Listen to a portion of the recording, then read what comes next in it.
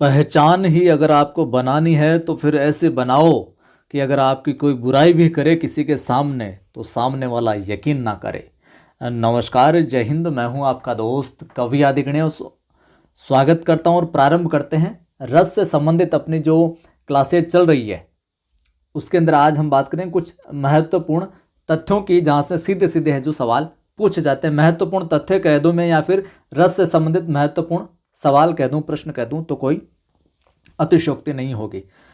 Video को like कर दें, आप शेयर कर दें, पहली बार देख रहे हैं चैनल को सब्सक्राइब कर बेल आइकन क्लिक कर लीजिए। और टेलीग्राम चैनल से अभी तक आपने ज्वाइन नहीं किया, अभी तक नहीं जुड़े हैं तो कवि आदि गणेश हिंदी, कवि आदि गणेश हिंदी इस नाम से अपना टेलीग्राम चैनल है। डिस्क्रिप्शन में लिंक मिल जाएगा, जुड़ जाइए। जिस पर 4100 से ज़्यादा लोग जुड़े हुए हैं उस टेलीग्राम चैनल को ज्वाइन कर लीजिए, वहाँ पर मैं सवाल वगैरह डालता रहता हूँ। साथियों, माफ़ी चाहता हूँ, 2-3 रोज से अपने थोड़ी क्लासेज नियमित रूप से नहीं हो रही। दिन में 3 बजे वाली जो पाठों वाली क्लासेज है वो भी 3 बजे अपलोड नहीं हो रही और शाम को 8 बजे वाली भी नहीं हो पा रही। कुछ व्यस्तताएँ चल रही है 1-2 दिन से, तो अपनी कल से बिल्कुल व्यवस्थित हो जाएगी। ये क्लास तो अभी 8 बजे अपलोड हो ही गई है और आज 3 बजे वाली क्लास नहीं हुई, कुछ बिजी शेड्यूल की वजह से। तो कल से अपनी व्यवस्थित हो जाएगी, 3 बजे और 8 बजे व्यवस्थित रूप से चलेगी। 1-2 दिन के लिए आपको कष्ट हुआ, उसके लिए माफ़ी। बस आप तो जुड़े रहें और जोड़ते रहें, सारा पाठ्यक्रम है जो आपको करवा दिया जाएगा धीरे धीरे। देखिए, रस से संबंधित महत्वपूर्ण तथ्य क्या क्या हो सकते हैं, क्या क्या सवाल पूछे जा सकते हैं परीक्षा में। सबसे पहला लिखिए, रस सिद्धांत का प्रथम उल्लेख भरत मुनि के नाट्य शास्त्र में मिलता है। पहला यहाँ पर बिंदु हम लिखें तो लिखिए, रस सिद्धांत का प्रथम उल्लेख, रस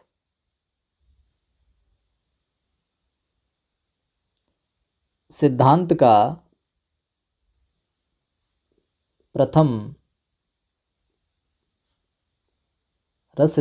प्रथम उल्लेख अपने कौन, भरत मुनि के नाट्य शास्त्र में मिलता है। उल्लेख भरत मुनि के किस में मिलता है, नाट्य शास्त्र में। ठीक है, मामला यहां पर मिलता है। दूसरा महत्वपूर्ण तथ्य क्या हो जाएगा, रस संबंधी ब्रह्मानंद की जो कल्पना का मूल स्रोत है। लिखिए, रस संबंधी, ये सीधे सीधे सवाल पूछे गए हैं पहले भी। रस संबंधी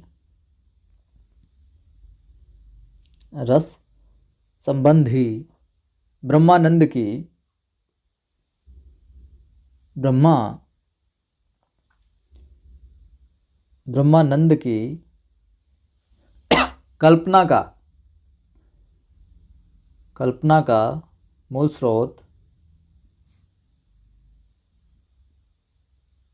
कल्पना का मूल स्रोत, तैत्तरीय उपनिषद है।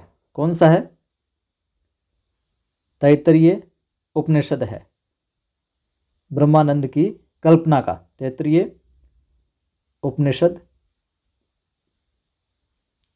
उपनिषद है। ध्यान में रखना, तैत्तरीय उपनिषद यह सवाल पूछा गया है। और इसमें कहा गया है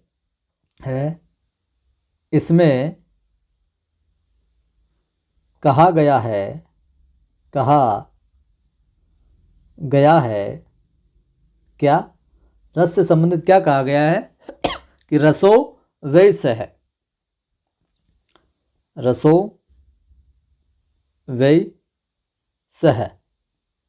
यानी कि आनंद ही रस है। क्या, आनंद ही क्या है, रस है। ये कहाँ कहा गया है, तैत्तरीय उपनिषद में। ठीक है मामला।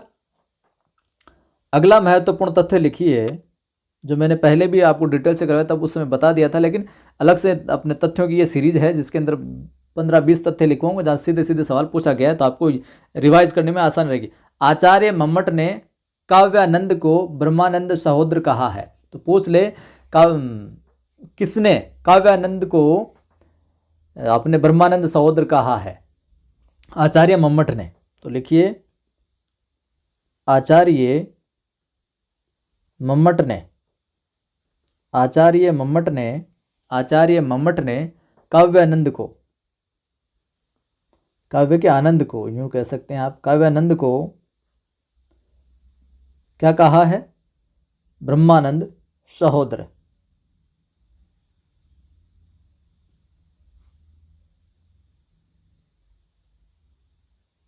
ठीक है, ब्रह्मानंद सहोदर कहा है। ठीक है, वहीं आगे हम बात करें थोड़ा एक पॉइंट आगे चल के, तो ये पूछा जा सकता है, पूछा भी गया है कि रस निष्पत्ति में माफ कीजिए, रस सूत्र के प्रथम व्याख्याकार भट्ट लोलट है। रस सूत्र के प्रथम व्याख्याकार की बात आए तो वो कौन से हो जाएंगे? भट्ट लोलट। लिखिए, रस सूत्र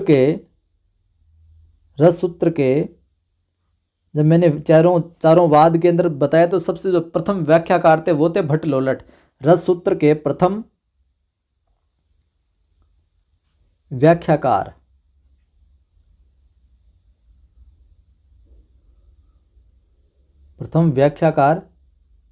कौन हो जाएंगे? भट्ट लोलट। ठीक है, ध्यान में रखना इसको। रस सूत्र के प्रथम व्याख्याकार कौन? भट्ट लोलट साहब। और रसों का सबसे पहले विवेचन भरत मुनि ने किसमें किया? नाट्य शास्त्र में किया। ये हमने पहले बात करी ली थी। लिखिए आगे, रस सूत्र में जो पहले भरत मुनि साहब ने विवेचन किया था नाट्य शास्त्र में रसों का, भरत मुनि ने रसों की संख्या 8 मानी है। अगला फैक्ट हो जाएगा, तथ्य हो जाएगा, भरत मुनि साहब ने कितनी मानी है? भरत मुनि ने रसों की संख्या कितनी मानी है? 8 मानी है। बाकी जो 3 है किस किस ने मानी वो मैंने आपको बताया था, अभी और लिखवा दूंगा मैं। भरत मुनि ने रसों की संख्या कितनी मानी है? 8 मानी है। ठीक है, अगला फैक्ट लिखिए। अगला लिखिए, इंपॉर्टेंट है। भरत मुनि ने अपने नाट्य शास्त्र में भावों की संख्या टोटल 49 मानी है।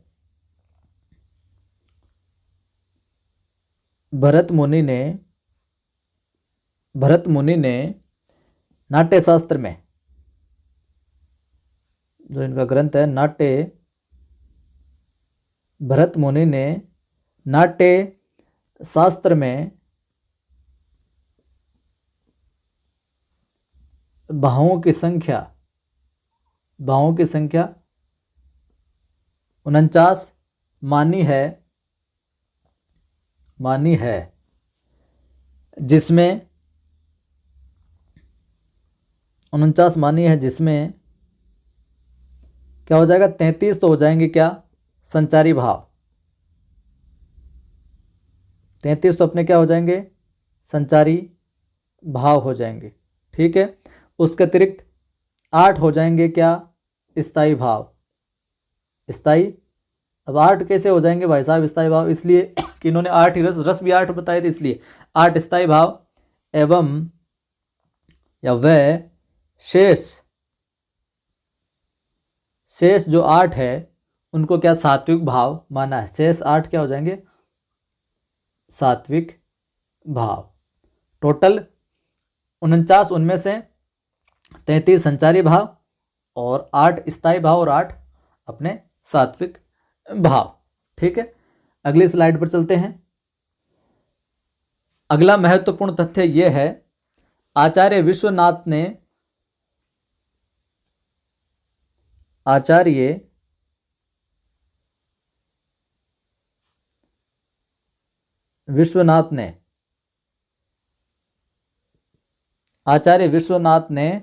वात्सल्य को 10वां रस माना।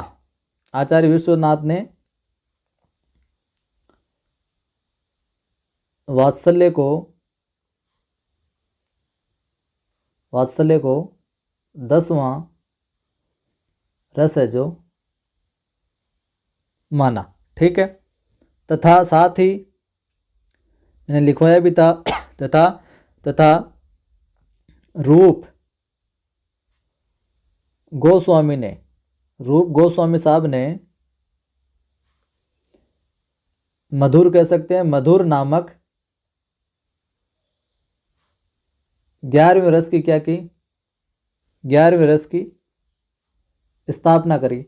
और जो मधुर जो रस की स्थापना की, इसी को क्या भक्ति रस के रूप में जो मान्यता मिली, इसी को भक्ति रस कहा जाता है, भक्ति रस कहते हैं, या यूं कहें भक्ति रस की मान्यता के अंदर कौन, रूप गोस्वामी साहब और विश्वनाथ साहब वात्सल्य। ठीक है, वहीं हम बात करें अगला। अब आप कहोगे कि भरत मुनि ने 8 रस माने, तो 10वां तो विश्वनाथ साहब ने मान लिया वात्सल्य को, और 11वां रूप गोस्वामी ने भक्ति रस साहब को, तो एक कौन सा नहीं माना। तो आचार्य भरत मुनि ने शांत रस को स्थान नहीं दिया था। शांत रस को किसने प्रतिष्ठा, रस प्रतिष्ठापक कौन है शांत रस के, कौन है, अपने उद्भट साहब। ठीक है, तो ये भी यहीं लिख लीजिए। आचार्य भरत मुनि ने, आचार्य भरत मुनि ने, आचार्य भरत मुनि ने अपने रस वर्णन में, अपने रस वर्णन में, आचार्य भरत मुनि ने अपने रस वर्णन में शांत रस को स्थान है जो, उसको अपने स्थान, शांत रस को स्थान, शांत रस को स्थान नहीं दिया, नहीं दिया। ठीक है मामला। और नाटक को पंचम वेद भी माना है इन्होंने। ये भी क्वेश्चन लिख लीजिए। नाटक को क्या, पंचम वेद। ये कुछ महत्वपूर्ण फैक्ट है, जो सीधे सीधे सवाल है जो पूछे जाते हैं यहां से। अगला फैक्ट लिखिए, अगला महत्वपूर्ण तथ्य लिखिए आप। आचार्य भोजराज ने श्रृंगार को रसराज कहा है। आचार्य भोजराज ने श्रृंगार को क्या कहा है साहब, आचार्य भोजराज ने श्रृंगार को क्या, श्रृंगार को रसराज कहा है। ठीक है, ये भी सीधा सीधा पूछा जाता है।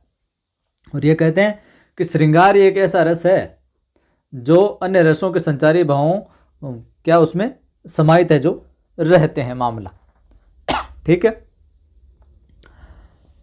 और श्रृंगार के अंदर हमने 2 भेद किए थे, संयोग श्रृंगार या फिर उसको संभोग श्रृंगार भी कहते हैं, वियोग श्रृंगार या विप्रलंब श्रृंगार, 2 भेद थे श्रृंगार के अंदर हमने पढ़े। तो अब यहाँ पर ध्यान में रखना, रुद्रट महोदय जो है, रुद्रट ने वियोग श्रृंगार रस के 4 भेद माने हैं। यह महत्वपूर्ण तथ्यों में ध्यान में रखना। रुद्रट साहब ने, रुद्रट ने वियोग श्रृंगार रस के, वियोग, यहां से सीधे सीधे सवाल आएंगे, वियोग श्रृंगार रस के, वियोग श्रृंगार रस के कितने 4 भेद माने हैं, 4 भेद माने हैं। अब कौन कौन से माने हैं भाई साहब, रुद्रट ने वियोग श्रृंगार रस के 4 भेद माने हैं, जिनमें लिखिए आप, पहला हो जाएगा पूर्वाराग या प्रथमानुराग, पूर्वा राग कह सकते हैं, या फिर क्या कह सकते हैं इसी का दूसरा नाम है यहाँ पर अपने प्रथमानुराग, प्रथमानुराग। ठीक है, दूसरा बात करें रुद्रट महोदय साहब का, दूसरा इन्होंने कहा मान, वियोग श्रृंगारस का दूसरा भेद कौन सा बताया, मान। तीसरा भेद बताया इन्होंने प्रवास, तीसरा भेद क्या, प्रवास बताया। वहीं चौथा बताया इन्होंने भाई साहब करुण, चौथा क्या बताया, करुण या विप्रलंब। ठीक है, ये तो हो गई। और वियोग श्रृंगार रस के अंतर्गत 10 काम दशाओं का वर्णन किया जाता है। तो ये इतना सा ध्यान में रख लेना, मैं आपको बता देता हूँ। वियोग श्रृंगार रस के अंतर्गत कितनी काम दशाओं का वर्णन किया जाता है? 10 का। कौन कौन से 10? अभिलाषा, चिंतन, स्मृति, गुण कथन, उद्वेग, प्रलाप, उन्माद, ज्वर, जड़ता और मरण। इनका आप ध्यान में रखना, ठीक है। ये 10 काम दशाओं का वर्णन है जो देखने को मिलता है। आगे बात करते हैं, अगली स्लाइड में चलते हैं। अगले महत्वपूर्ण तथ्य हो रहे हैं 4-5, उनको और देख लेते हैं। अगला अपना तथ्य आ जाता है यहाँ पर इंपॉर्टेंट साहब, कि भरत मुनि ने हास्य रस की उत्पत्ति श्रृंगार रस से मानी है। ध्यान में रखना, भरत मुनि ने, लिख लीजिए, भरत मुनि ने हास्य रस की उत्पत्ति किससे मानी है? हास्य रस की उत्पत्ति, हास्य रस की जो अपने उत्पत्ति है वो श्रृंगार रस से ही मानी है। किससे मानी उत्पत्ति? श्रृंगार रस से मानी है, ठीक है मामला। और इन्होंने क्या, हास्य रस को सभी रसों से क्या अधिक सुखात्मक माना है, ठीक है मामला। अगला फैक्ट लिखिए, बहुत ही महत्वपूर्ण है। आचार्य भरत ने वीर रस के 3 भेद किए हैं। आचार्य भरत की हम बात करें तो आचार्य भरत ने क्या, वीर रस के जो हमने भेद किए थे, वीर रस के कितने भेद किए हैं? वीर रस के कितने? वीर रस के 3 भेद किए, ठीक है। कौन कौन से? दानवीर, हमने वहां पर 4 पढ़े थे, वो भी अभी देखेंगे। दानवीर, धर्मवीर, और तीसरा युद्ध वीर, ठीक है। और आचार्य विश्वनाथ ने वीर रस के 4 भेद किए। तो आचार्य अपने विश्वनाथ साहब ने वीर रस के कितने भेद किए? 4 भेद किए। उन्होंने 3, इन्होंने 4। तो दानवीर, धर्मवीर, युद्धवीर तो थे ही, ये तो हैं ही। इन्होंने एक चौथा ऐड कौन सा किया? दयावीर। विश्वनाथ साहब ने कौन सा ऐड किया? दयावीर, ठीक है। ये हो गया मामला। और ये एक विशेष बात और, ये पूछा जा सकता है फर्स्ट ग्रेड में अवश्य ही। आचार्य भरत, बहुत आचार्य में सारे ज्ञानी भी है। आचार्य भरत कोमा विश्वनाथ, आचार्य भरत कोमा विश्वनाथ कोमा धनंजय साहब, अपने धनंजय और जगन्नाथ। और चौथे कौन से? जगन्नाथ। जगन्नाथ ने, इन्होंने हास्य रस के 6 भेद माने हैं। इन सब ने क्या, हास्य रस के कितने भेद माने भाई साहब? हास्य रस के 6 भेद माने हैं, 6 भेद। अब देखिए इनमें कोई लॉजिक नहीं है, ये आपको अच्छे से नोट्स बनाकर माफ करें याद ही करने पड़ेंगे। 2-4 बार पढ़ोगे जितने में याद हो जाएंगे। अब 6 भेद कौन कौन से माने हैं? पहला लिखिए यहाँ पर 1 नंबर में लिख लीजिए आप। आचार्य भरत ने, विश्वनाथ ने, धनंजय और जगन्नाथ ने इसके हास्य रस के कितने भेद माने? हास्य रस के 6 भेद माने भाई साहब। 6 भेदों में पहला स्मित। स्मित, ये मैंने पहले इसलिए नहीं लिखवाया कि इनको महत्वपूर्ण तथ्यों में लिखवा दें, क्योंकि यहाँ से सीधा सवाल बनता है। स्मित। दूसरा हसित। तीसरा आ जाएगा विहसित, विहसित। चौथा यहां पर आ जाएगा अपना अवहसित,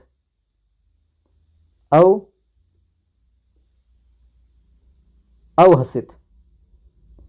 पांचवा यहां पर आ जाएगा अपहसित।